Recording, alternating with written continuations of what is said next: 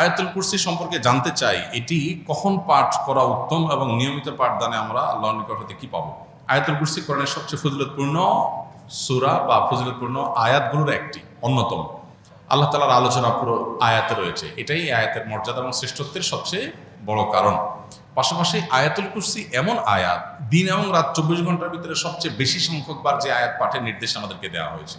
এই আয়াত দিন এবং রাতে মোট কতবার পাঠ করতে হয় আমাদেরকে? হাদিসের গাইডলাইন অনুযায়ী সকাল সন্ধ্যা 2 বার, 5 ওয়াক্ত নামাজের পরে একবার করে 5 বার, তাহলে কয়বার হলো? 7 বার। ঘুমানোর সময় শোয়ার আগে আরেকবার, কত হলো? কমপক্ষে 8 বার আয়াতুল কুরসি পাঠ করা দিনে সুন্নাহ।